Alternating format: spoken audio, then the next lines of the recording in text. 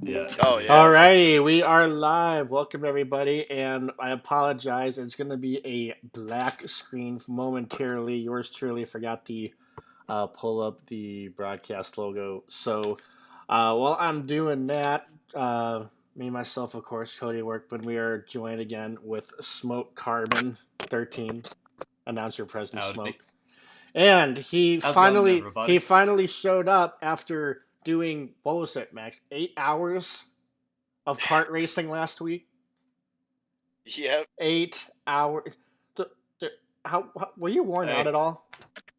Were you? I was. It was 108 degrees, man. I was worn out Did for you at sure. least did you at least have like a nice little summer breeze or something so that you weren't sweating your butt off or something like that? Uh, the only breeze I had was going faster than the go kart and opening up the visor. Oh my gosh. So F- what? Eight hours. Like so I have our little go kart place that's down right by Chicagoland Speedway, and it's around like 20-30 bucks for a 10-minute session. So how much was it for 8 hours of racing? Well, I mean, it was 8 hours of being at the track. Okay. The racing itself was probably only about 50 to an hour. But so it was about $150 for the Oh whole my event. gosh. and Uh, after But I that, came he home with a drank himself. trophy. that's good. You got a trophy for your troubles. So uh, that's good. Okay, I'm gonna fix that there. Okay, good. We got our logo up. Beauty. How many how many people did you wreck to win it? uh, I wrecked my coworker for sure when he threw a block on me. I was making a pass for second. He swept across the track and I didn't lift, so I sent him in the grass. I feel bad We're about that, that one, but Were you? that's Oh, the wait, just one that's wait, what you time. wait a second. Was that you in that viral karting video that's going around? Were you? I Were you? love that video so much. that's It's that's what you obviously get for taking my wrong. sandwich. It's obviously not something you don't want to beat up some guy at a kart track, but it did go through my mind. I was lapping my boss on the last lap, and he put me off in the grass. And that's all that went through my mind. But no, I wouldn't do that. That would that wasn't me in that video, Oh yeah, I but was gonna say that's because fine. yeah, I could understand Then he being gets out and acts like Bronze. Braun Strowman, like just power Yeah. through him through the cart. you gotta get these. You gotta get Maxwell these Castro hands. through the table. Let's see. I'm gonna be I could, Jim if I was Ross. that guy in that video, I could understand being a little bit, upset. But dang, he was just clobbering away and going ham on him. And I was like, oh dang, settle down, dude. It's not like we're spending thousands of dollars to go karting. But I gosh, know those he are. punched the visor off too. Yeah. Did, Yeah. did you did you at least show him who's boss though? Did you use any of your NASCAR Heat Pro League skills on the karting circuit? Actually, yeah, I did. On the final race, we inverted the field, so the fastest guys started in last out of like 14 guys.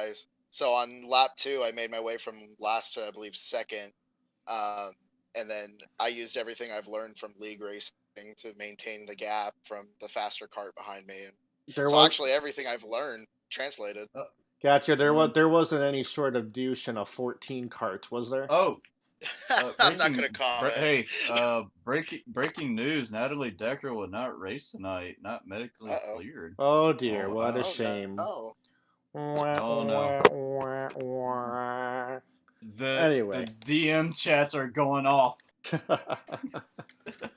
All right, well, thankfully we're not here to talk about Natalie Decker. We are here to talk about the 2020 NASCAR playoff grid for the Cup Series. Max, you were not with us last week as because as we mentioned you were karting, but you made a your own bracket prediction.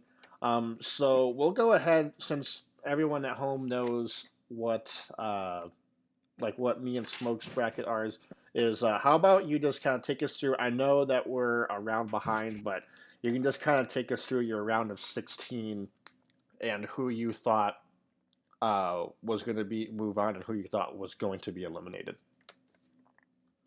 So much to my disappointment, I for sure thought Blaney was going to move on, and was horribly wrong there. So the four guys that I thought weren't going to make it were, unfortunately, Matty D. I'm a big fan of him, but I didn't think compared to the field he had the speed. So he was out, which was correct. William Byron was another one that I thought wasn't going to make it. I'm a big fan of him as well, but once again, this is the playoffs with the best of the best. And then I thought Boyer and Austin Dillon were going to get eliminated, and Austin Dillon, I mean, proved a bunch of guys wrong. So I think that was a huge shocker. But the four I thought were going to be eliminated were Matty D, Clint Boyer, Austin Dillon, and William Byron. Yeah, I was in. I know. I think you had some similarities too. I mean, I think all of us, the big surprise was. I mean, like, let's just go through just kind of on that topic. Obviously, a big surprise was Blaney not making it. Hmm. Do you think that 10-point penalty that he got pre Darlington? Do you think that was had a big effect, or do you think that there were other influences going on outside of that? I think I think the 10-point penalty kind of put them behind, and the mentality changed, and then mistakes happened, and it was just too much stress, and it just snowballed where they just couldn't put down the results. Because I mean, Blaney's been strong all year, and he's not the best of luck, but he's still been able to put together great finishes. So I mean, I think that got on the team's mind, plus that 10-point penalty, and it was just not good mentally moving forward, and it just put them behind. I mean, that's a lot. That's a lot of stress to start the playoffs with. Is with a penalty like that. So I believe it did contribute to it. Absolutely. Yeah, Smoke, we The got to add to that. yeah, the point penalty really messed them up. I even mentioned it in the podcast. That I have a feeling Blaney is going to have a lot of pressure, and definitely the point penalty really changed it up and really made it critical to them, and the mentality changed for them. Uh, and what's surprising is Darlington is he runs pretty decent at Darlington. Richmond is not really his best track, but I was honestly surprised at Bristol that he wasn't like up in the top three. Well, battling for the lead or anything, because Bristol is one of his best tracks. But yeah, that penalty really made it worse for the number 12 team. But and they just unfortunately got eliminated. Yeah, see, like I was I was kind of like, I don't think it was gonna be, like the 10-point penalty itself.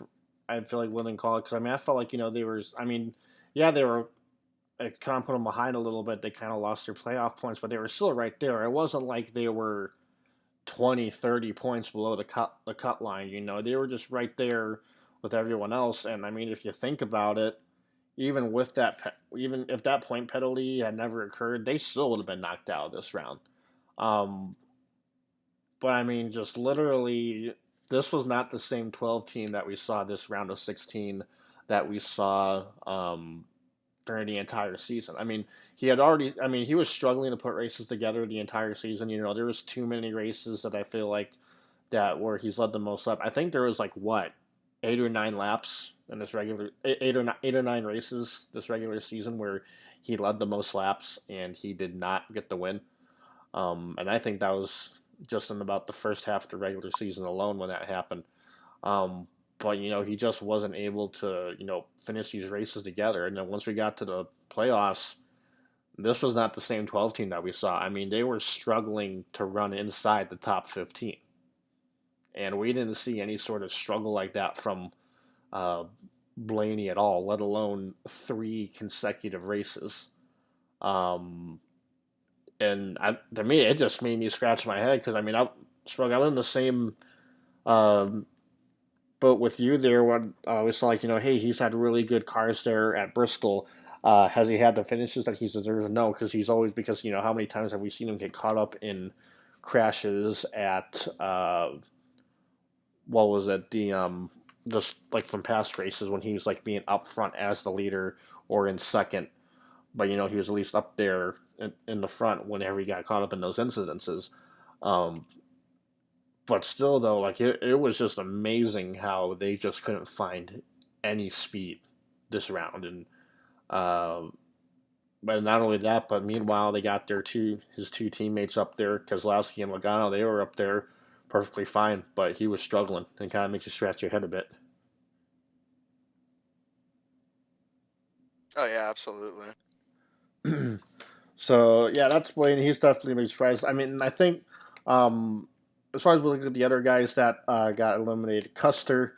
Um, I don't think there's any shame with Custer getting knocked out. I mean, to be honest, I feel like a lot of people did not even have Custer making the playoffs this year. Like, not really any disrespect to his driving ability, but just the fact that he is a rookie. There was a really good rookie class this year, and there were a lot more guys I feel like eligible that could have made the playoffs this season that may have not been able to make it last season. Um, so yeah, what do you guys think about Custer? You think you know it's a bust that he didn't advance, or what do you think? I don't think it's a bust at all. I mean, he didn't really show the speed all season long. He had a couple of good top 10 runs, but I mean, he's a rookie in the Cup Series, which is a completely different animal than the Xfinity Series with the high downforce, low horsepower setup.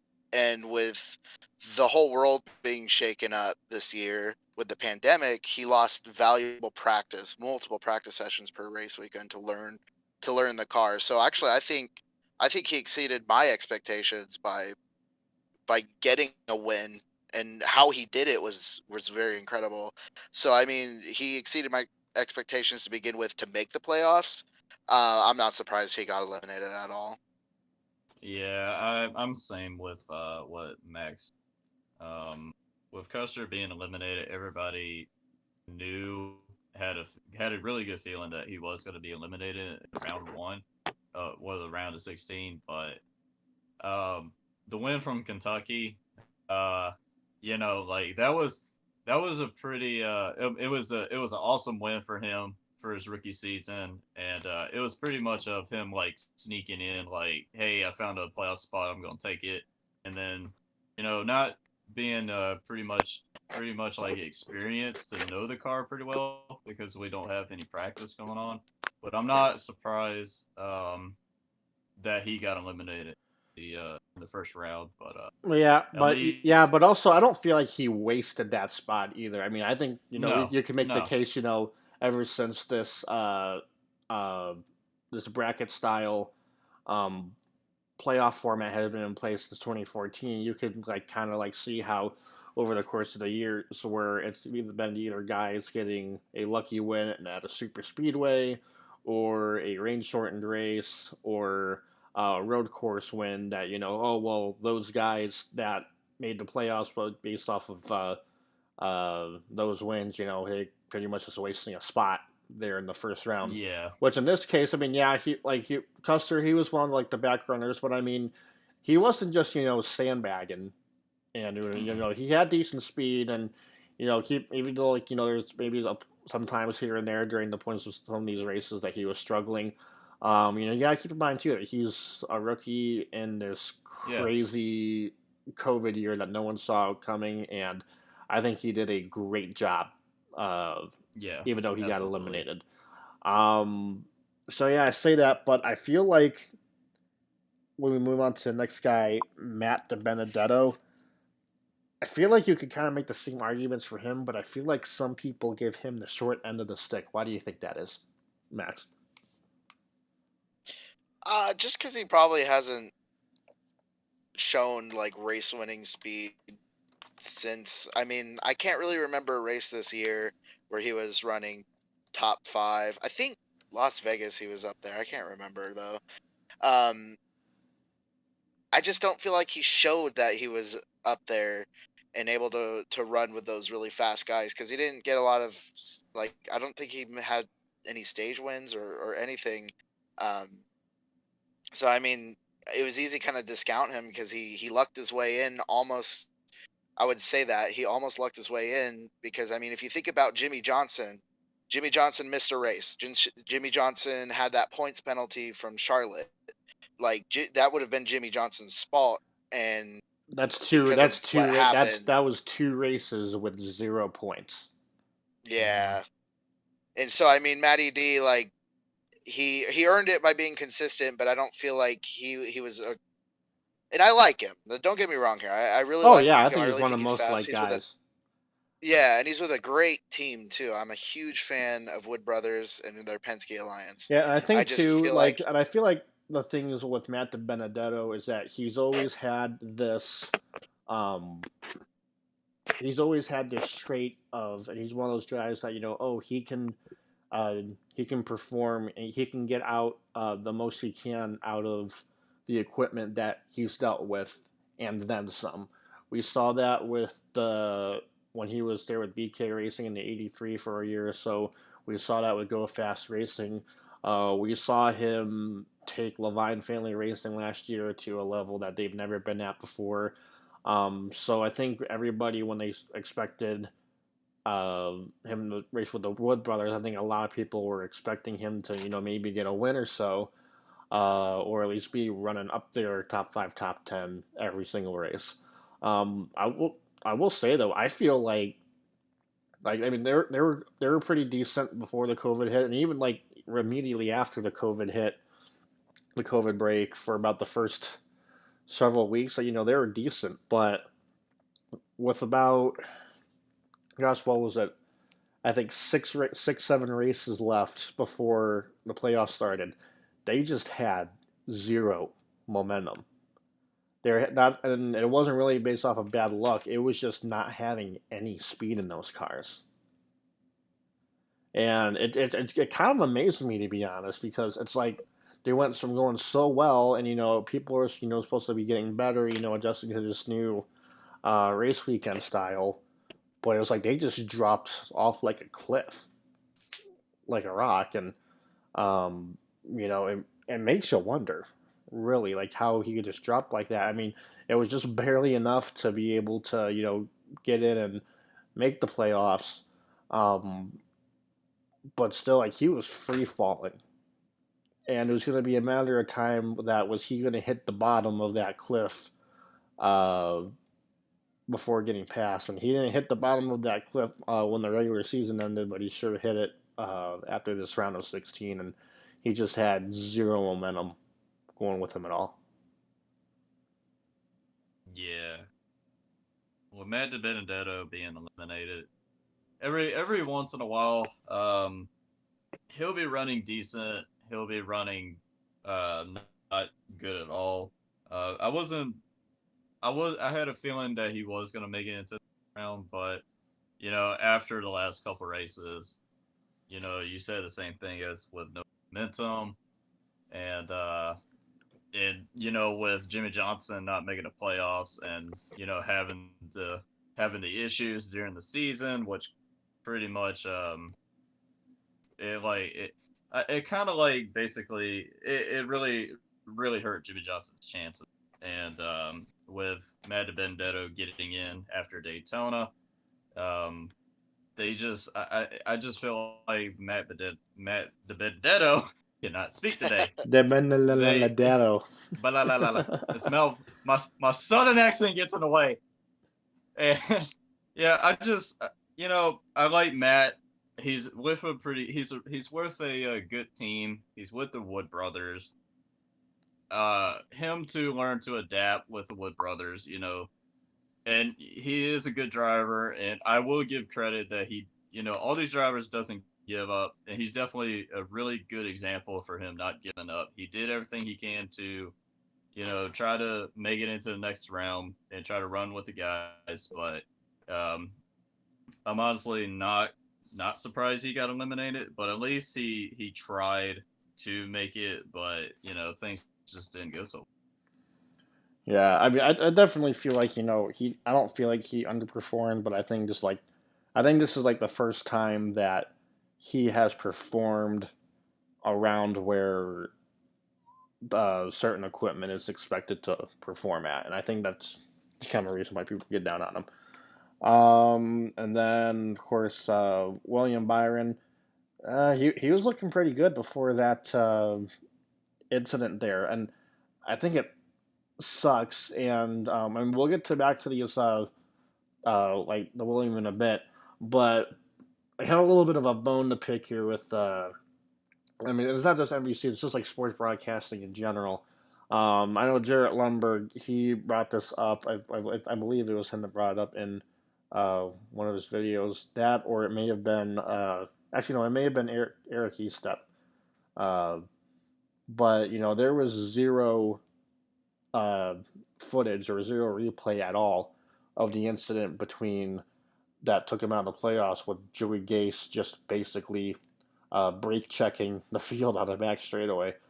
Um, and it was a major playoff event. It's an event that took a guy that hey, looked pretty good, making it on to the round of 12, to his day is done. He's out of the playoffs, and I, f- I feel like that if especially when we were at a racetrack where 30,000 people are allowed to show up, what's having a couple extra people from the broadcast crew on the road with the broadcast? Because let's be honest, these broadcasts have been absolute trash this year.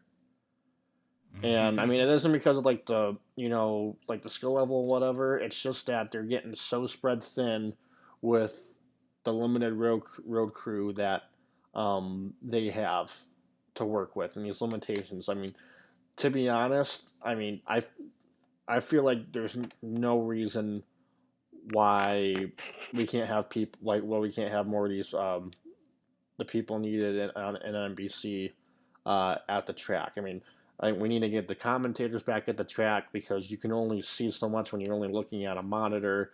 I mean, yeah, I'm broadcasting. A lot of people are looking at the monitor in general, but you're able to get more of a feel for what's actually going on at the racetrack if you're able to be there in person to call it. Basically, what they're doing is if they were calling the race sitting on their couches at home right now. Like, basically, what we do on a Sunday afternoon, just picture yourself doing play by play, and that's pretty much what they're doing right now. I feel like the broadcast is absolutely tank. What do you guys think? Uh, I mean, I'm a glass half full kind of guy, so I mean, considering the circumstances of the country now, I'm just happy that we're able to get the races in, that they're being ran, and I understand they're running a skeleton crew right now and they can't capture everything, but I am kind of upset because it's a number 24 Hendrick car that had drama in the elimination race and got eliminated because of it. And we didn't exactly see what happened. And I mean, I get it. They missed it. That track, it's action track. Everything happened so fast. I'm just a little disappointed that we didn't get to get a real good breakdown of what happened. So I'm a little disappointed on that. But I mean, things getting better. The streams and broadcasts will just be better for next year. But I understand it is kind of where I sit. Mm-hmm.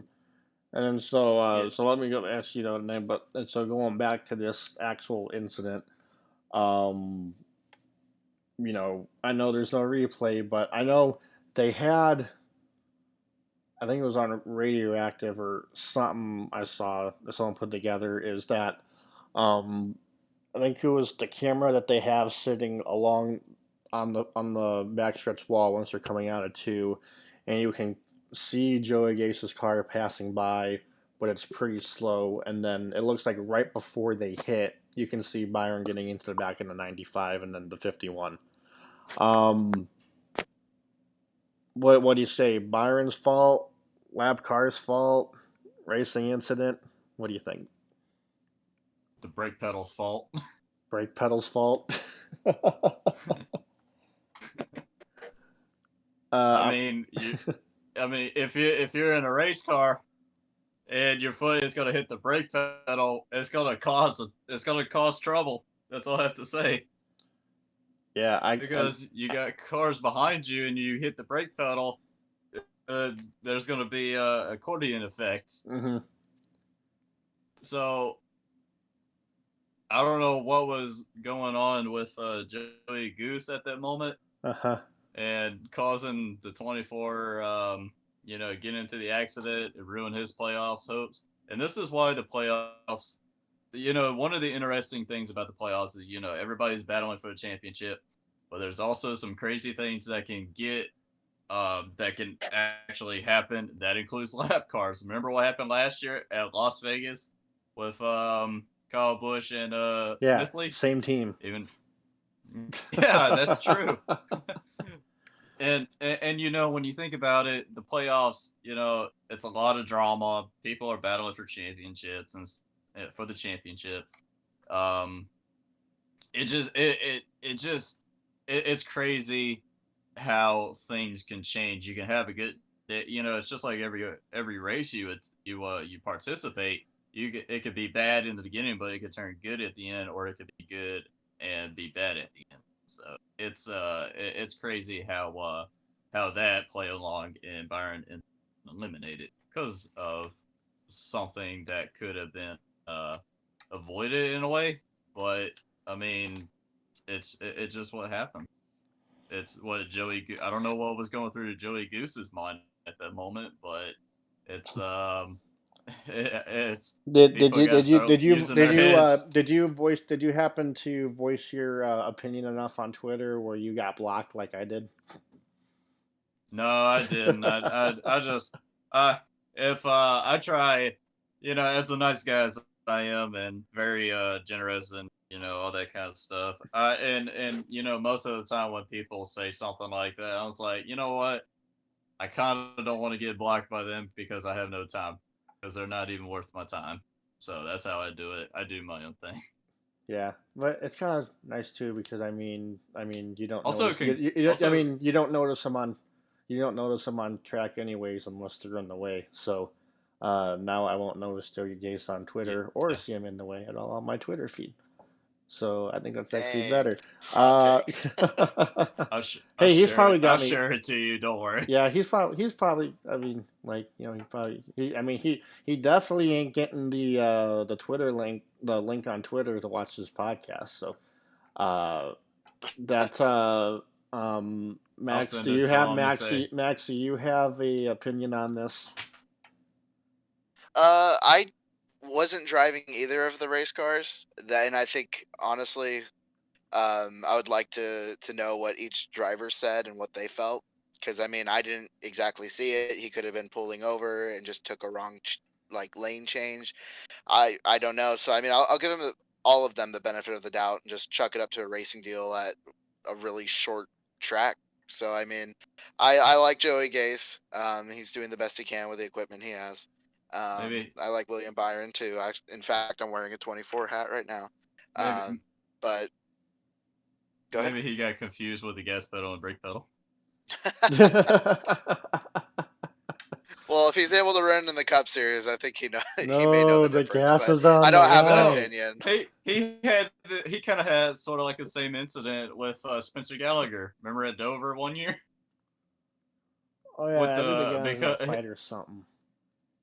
I yeah, don't know. Yeah. no, he did something. I think like he just didn't hit the he did not hit the brake pedal sliding down, and Spencer Gallagher was coming in. He just let the car roll in front of Spencer, and Oh, that's what actually, happened. I think I know what happened. Joey Goose had to stop to lay an egg.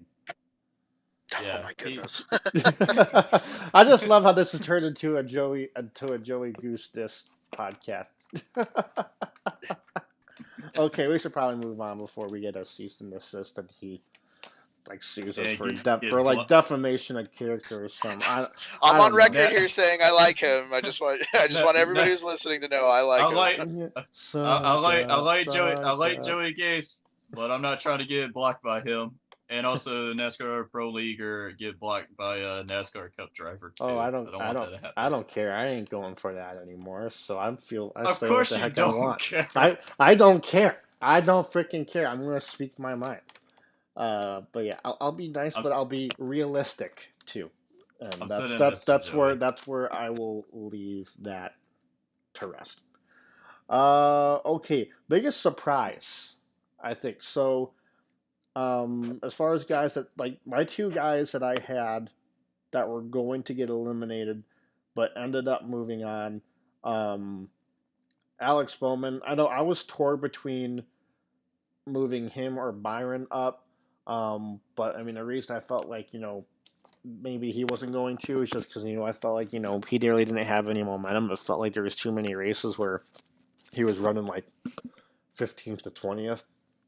But I mean, I guess we saw the same thing last year where uh, Bowman just turned it on there as soon as like flipped the switch as soon as the playoffs started. So, but I think both of you guys had Bowman going on. But like a guy that Carmen, I don't think you moved him on either, if I'm correctly. But I think all three of us had Austin Dillon getting eliminated, and he didn't just move on.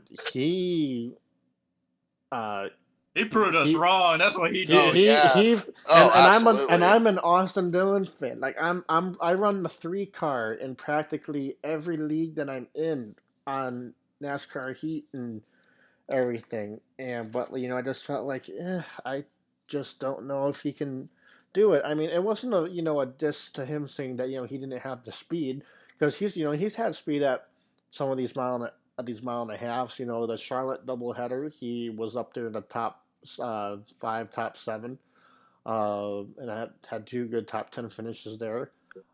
He obviously got his win as Texas. He was a little bit off his strategy, but once he got up there, he's able to take off. And then I know he had a lot of speed up there at Dover too. So yeah, he didn't like just move on by like a few points. He moved on by a couple dozen points, and he freaking stomped into round 2. With his run at Richmond, like that race right there, that race right there turned a lot of people, proved a lot of people that he's actually showing doing really good in that number 3 car. But and even with Darlington for the final laps, and I thought he was gonna actually catch him, and then he was driving the wheels off that car, and Richmond came showing proving everybody wrong. Um, Bristol he Bristol is like not he runs okay at Bristol, but compared to Richmond, Richmond showed what he can actually do behind the car.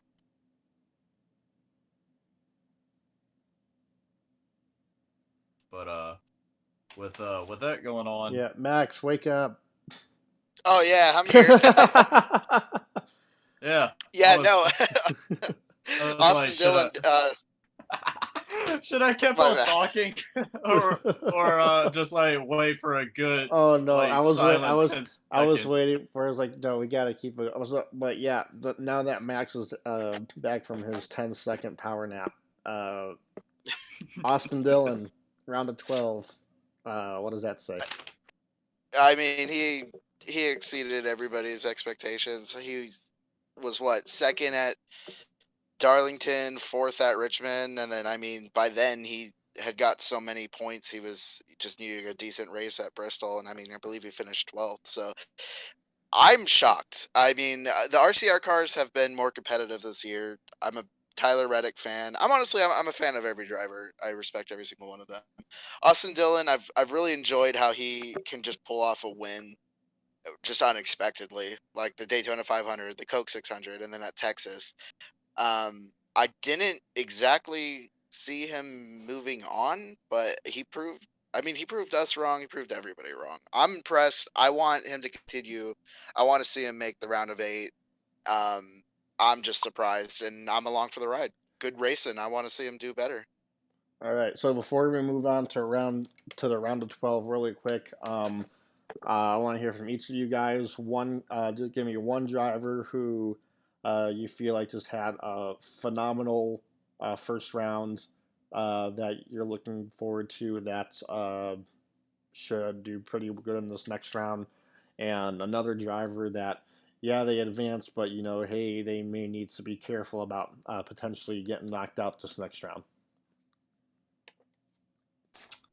Um, Who I think who is actually like Austin Dillon is one of them because we don't know how he's going to perform at Vegas, Talladega, and Charlotte. But I would pick Dillon, but this is really hard because if we're gonna go to Vegas, Talladega, and Charlotte, I can think of one driver that that is pretty good there. At least like Chase Elliott for these three races because during the Vegas race he basically had the best car at Vegas, but had the problem with the tire. Talladega, he's really good at restrictor plate races. In Charlotte, he won the Roval last year, so definitely look out for Chase Elliott. But the guy who I think might get uh, that I think that's pretty much going to get like who needs to be careful is Kyle Busch because Kyle Busch, we've seen him run really well at Bristol, but we're going to Vegas. We don't know how Vegas is going to be. We're going to Talladega. It's 80 to 100%. You're going to get wrecked. And Charlotte Roval, I don't recall him doing well at the Roval. I don't remember where he finished last year, but I haven't seen him run like up like in the top three that I remember, even top five. So I think Kyle Busch definitely needs to be careful. All right, Max. I actually would say the one I think who's gonna succeed really well is gonna be Kyle Busch. I know he hasn't had the speed all season, but he's been showing more and more. I mean, Bristol was really impressive, and I mean before that, I feel like he's gotten faster.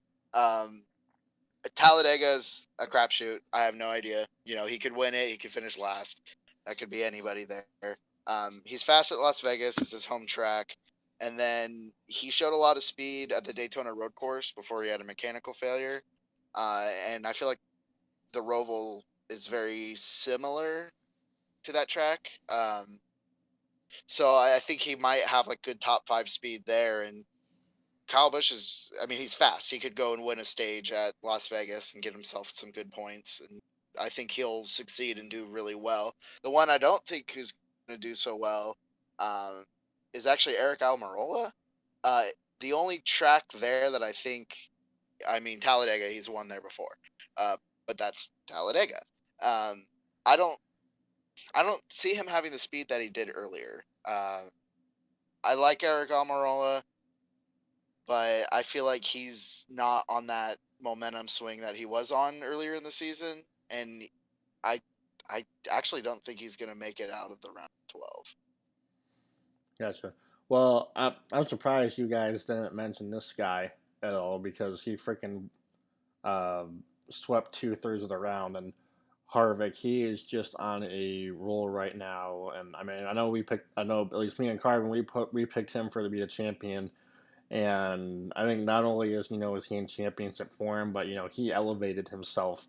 Um, but the guy I'm going to say careful needs to be careful, and I'm not going to say he needs to be careful from the aspect of potentially getting eliminated, but I'm going to say careful in the fact that he was up there with him when they entered the playoffs, and that's Denny Hamlin. I think Hamlin needs to get a win in this round to at least like have like the momentum, have the mindset of staying in contention with Harvick because I mean, yeah, Hamlin had speed at the tracks that we went to on this first round, but nothing like what Harvick had. Harvick, if he was out front, he was gone. There was no stopping him.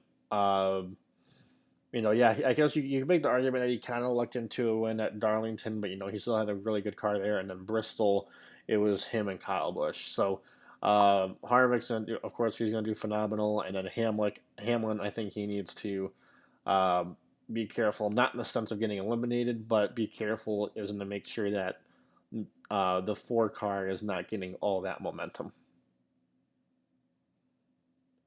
So with I that being agree. so with, I Mm-hmm.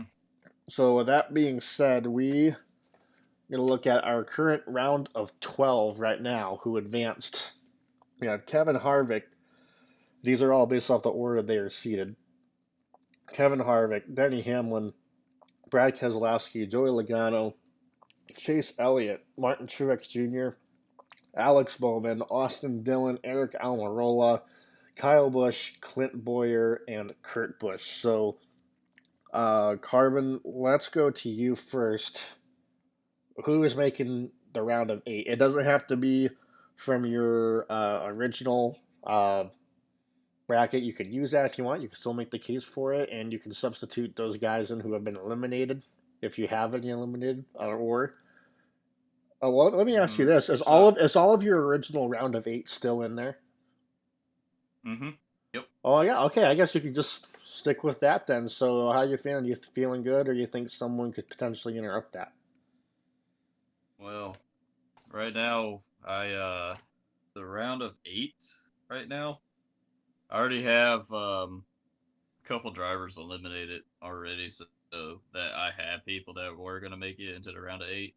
So it's gonna be a little bit different. So um, right now, like for the round of 12, right now, um, I, this is like the list and all that.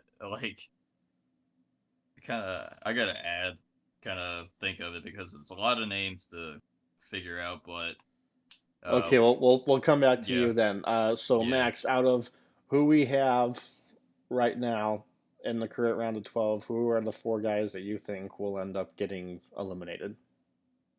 Okay, so I'm gonna throw my bracket out and start fresh with the actual 12 that are in there. I'm gonna say the 4 that are gonna get eliminated are Clint Boyer, Eric Almirola, Austin Dillon, and Alex Bowman. I I Clint Boyer's fast. He's good. Um, it just I don't see it. I would like for him to make it to the round of 8. I just don't see Clint Boyer doing it. Eric Almirola, I said it a little earlier. I mean, just isn't as fast as he needs to be. Alex Bowman, I like him, I do, but That's my I boy. just lately I don't see the speed, man. I just don't see it. And everybody's turning up in the playoffs, so I mean he's gotta turn up too. He's gotta go out there and run top 10 all the time, get those stage points. And the other guy I said was gonna get eliminated was Austin Dillon. I mean, I wanna see him go. I really want to see him move on. But I mean just RCR's been hit and miss. Some races they're top 10 both cars, some races they're barely top 20. Like, I mean, and it's this is the best racers in the world, and it's so competitive. I mean, anything can happen. So those 4 I think are going to be eliminated. And the one who is actually last in the 12th spot is Kurt Busch. I think Kurt Busch is going to make it to the round of 8. No problem. That guy has been quietly having an exceptional season. And yesterday, September 24th, was 2 decades since his first Cup start. He's been doing this for 20 years in the Cup Series, and he's having quietly an exceptional season. I can see Kurt Busch easily make. All Did right, did And there's did no did you so did, bias did you there. did well, I was gonna say, did you read that exactly how Elijah told you to say that? Did you read off the card? Is that what the card said? The original card was I put Kurt Busch winning every single race and and winning the championship. Yeah, But just forget no, about everyone else. Kurt Busch, Kurt Busch, Kurt Busch, Kurt Busch, Kurt Busch. yeah. I felt like that would have been good for a good podcast, so I threw that out. But no, that was all my opinion. I'm a big Kurt Busch fan, so I really think he can do it, and I just wanted to give him that shout out because I mean, let's like I'm sorry, I think Kurt Busch is. I just watched on NASCAR. They have like a top 10 moments of Kurt Busch's career. He's an awesome NASCAR driver, and I'm going to be really sad to see him retire. He's been a part of such amazing moments like the Darlington side by side finish in 2003 with Ricky Craven, and then I mean the way he won the championship at Homestead in 2004 with a wheel coming off entering pit road. It's bananas. Like Kurt Busch is an awesome guy, and I can see him go on. So my me being a fan is all me being a fan, has nothing to do with the fact that I'm the pro league driver for Chip Ganassi Gaming. I swear, no Gotcha. bias. Okay. Well, we will alrighty. believe that for now. So So so so my so when I'm gonna look at mine, I'm gonna let Carbon debate a little bit more. I don't know if he's on or not, but I'm done. my 8 then I'm going to have move on from this round. Um, I'm going to stick with the ones I had. The only thing that's different is because I had Blaney going all the way to the round of 8. So I have to substitute someone out for him. So I think Harvick, Hamlin, Kozlowski, Truex, Elliott, Logano, and Almirola. I think they're going to make it. And then um, getting that last and final spot. Uh, I don't see I don't see Austin doing it. Not the fact that I don't think he's. I won't say like necessarily that I don't think he can do it. I just feel like that's a lot of speed to contend with to make it onto the round of 8 to try to go up against Harvick, the Penske cars, Chase, some of these other guys. Kyle Busch, I don't think he's going to make it, especially with the attitude that he had leaving Bristol. If you're not positive about yourself, you're just not going to go places. I'm sorry. Um, Mhm. Bowman, I don't think he's going to make it.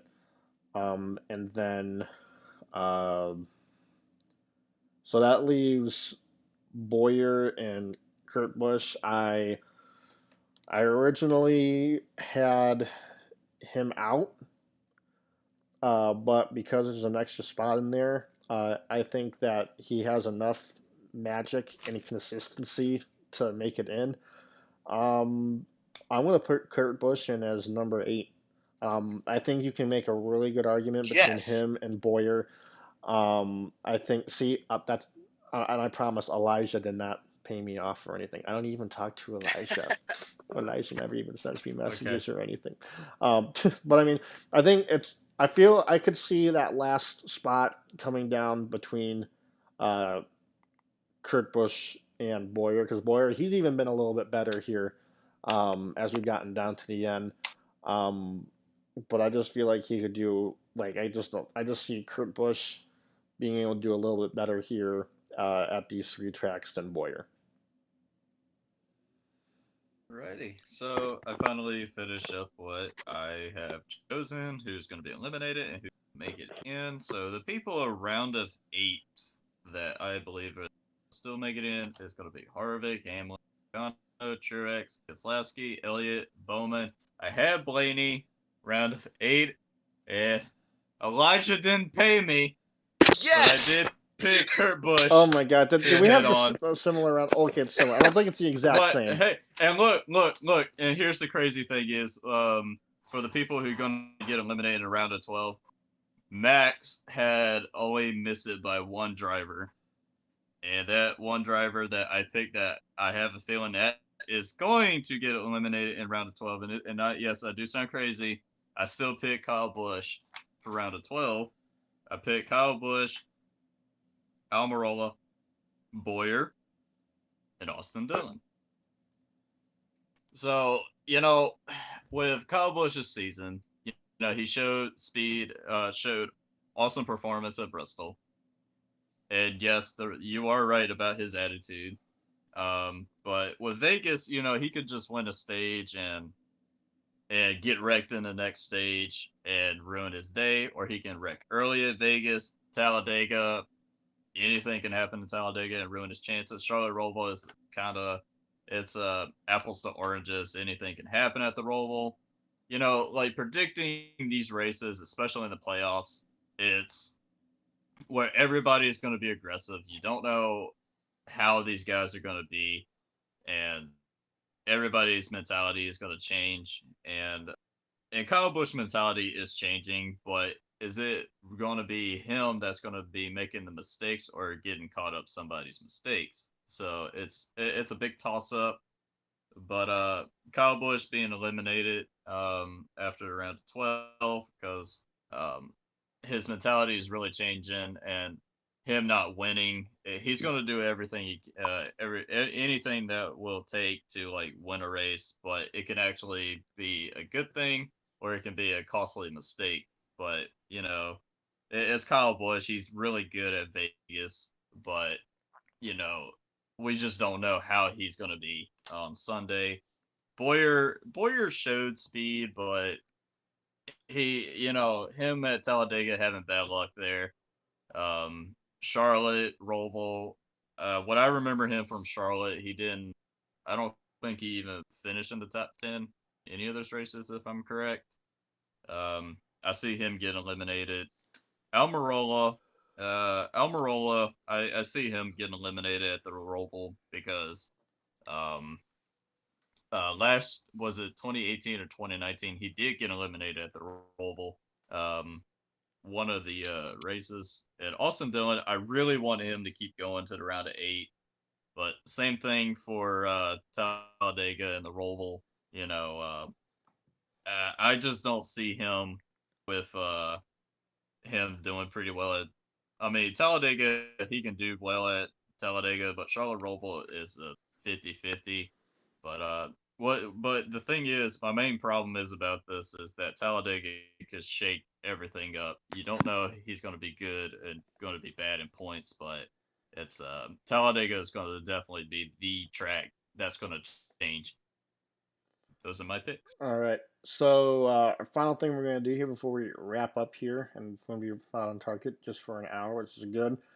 Um, we're going to decide. We're going to pick who we think is going to win each race. So, Las Vegas, mile and a half, Talladega, it's a super speedway, and the Charlotte Roval, a road course. So, Max, who do you have winning Vegas? Who do you have winning Talladega? And who do you have winning Charlotte? Easy. Kurt Busch taking all three. Nope. No issues there. No. Las Vegas, I think, will be one of the Penske guys. I know Logano was really fast there and obviously won. I don't know if he still has that speed, but I think either Logano or Keselowski or even Blaney. Maybe Blaney will want some redemption now that he has been eliminated. He'll maybe have a different mindset and get that monkey off his back. But so I'll go ahead and say Logano for Las Vegas. Talladega. I mean, it could be anybody. Can I pick somebody out of the playoffs? Yeah, we can do that. I guess we can. Yeah, you can pick if you have a non-playoff driver to pick, you can do that. But then if you were to say like maybe who would be the best, you can also include who would be the best, the Oh, most okay. likely playoff driver. Okay, so I'm gonna pick Matt Kenseth to win Talladega. Has nothing to do with Chip Ganassi racing, but I want him to win just personally. So I'm putting that out there in the universe. Um, the best playoff driver uh, at Talladega, man, I have no idea. Keselowski, I I mean, he's won there before multiple times in a must-win situation in the playoffs. I believe in like 2015. I Like don't want Brad to win Keselowski. another Talladega race. I I don't mean, want him because I always want you know a who good he's going to story. tie on the all-time Dago win list if he wins another Let's not Dago race. let's not Oh, talk about it. Let's not Yeah, talk about it. stay away. that's a very good point. I didn't even think Stay about that. the hell away.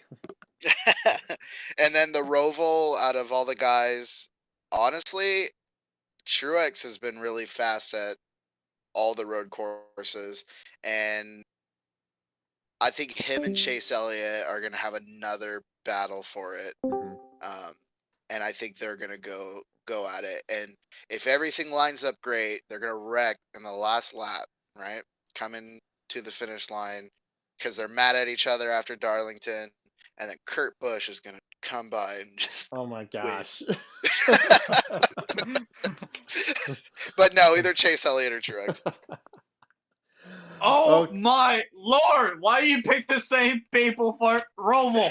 I got the same two people. Yes. Okay. So Okay, all right. Carmen, go Even ahead. even the same thing. Even the same thing for Vegas. But if I'm really going to go with Vegas, I'm going to have to pick Keselowski because Keselowski, like, I know it was 2017. He won Vegas in 2017. Ended up winning in. He also won Vegas again in 2019. But in 2018, did he wait? Who won 2018 Vegas Fall Race? Was it Keselowski again? I I'm think not it sure if it was. was. Maybe him I or may have have been no idea. Truex also. I Not can look sure. it But up. Yeah, I'm looking it up. Max can be our stats guy, but uh, Carmen, if you want to continue. Um, I'm gonna have to pick Keselowski for Vegas. Talladega. Oh, Talladega is gonna be a doozy.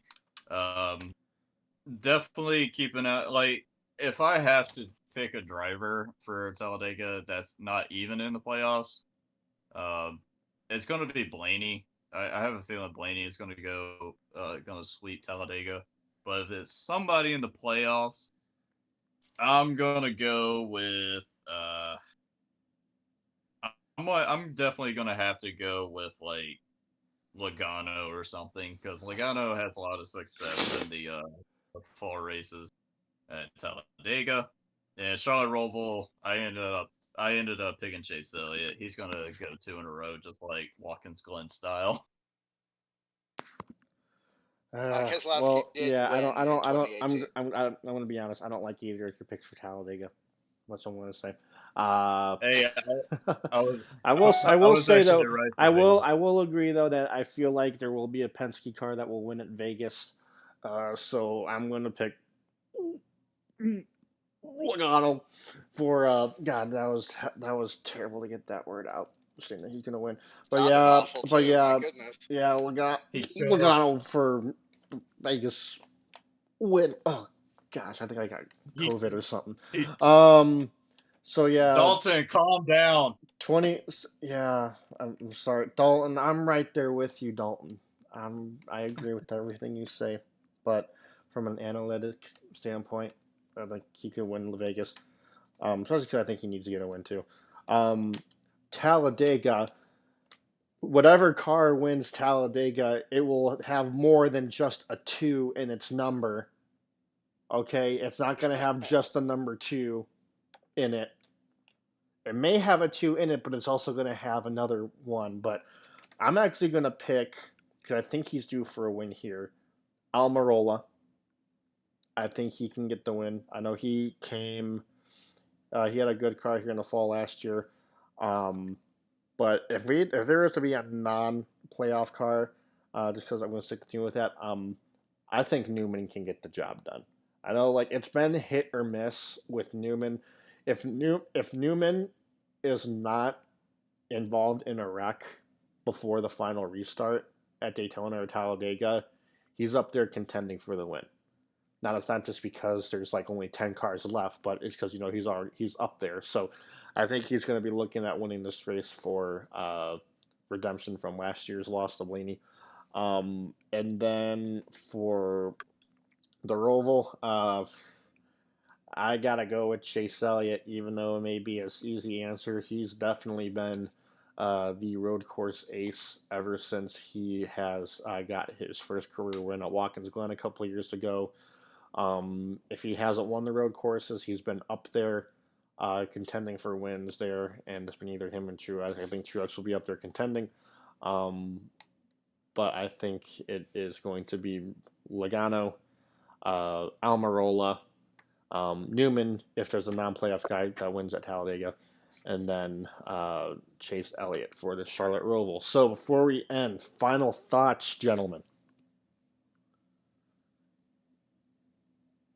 Kurt You, Busch wins everything. you That's want where to I get stand. I got you one. want to get in your shout out to Elijah real quick. Shout out to Elijah Burke, coolest guy on NASCAR, and the best team associate. That's all I gotta say on that. Okay. Next, All right. Oh, and Kurt next Busch time, is a goat. There we go. There's the go. next time Okay. on Las Vegas, Joey Goose hits the brake again, right in front of the 24 car. Yeah. 24 Oh, actually, can I car. say something? Yeah. Go ahead. Okay, so Workman, you said that Kurt Busch's or sorry, Kyle Busch, what his mentality because he was very upset after Bristol. You think that's going to work against him, right? Yeah. I mean, see, I'm a believer that you got to have some Uh, sort of positivity if you want to advance and if you want to exceed. He said that we'll be out around the 12. We won't move on. We're slow. You're not going to succeed if you have that sort of mentality. You got to have some positivity, you know? Yeah. So I mean, his famous "I'm here so I just don't get fined" happened after Las Vegas in the playoffs last year. Where did he finish the championship last year? Do you remember? Well, that was also in the middle of a round too. It wasn't going into a next round. And also That's fair. he also too he didn't say that, oh, we're not going to advance whatever.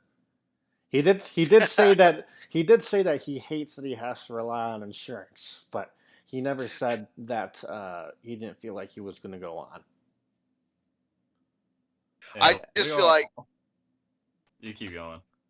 I just feel like Kyle Busch will say whatever he feels like after a race, and that won't affect him. I mean, for the next race. And once again, I want to put this out there. I'm not a Kyle Busch fan, but you can't take away his skill level, and he almost won Bristol. I think he's gonna shock us all and move on.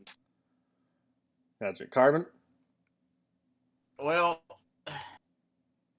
still sticking with the Joey Goose story about the brake pedal. Definitely going with that.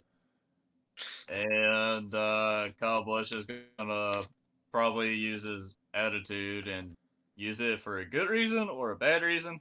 That's one good thing. Kevin Harvick is still gonna be Kevin Harvick. Joey Logano is still gonna be blocking people. Mm-hmm. Bowman the Showman is still gonna. Yeah, we're gonna figure out how many big ones Slogano's gonna cause by blocking.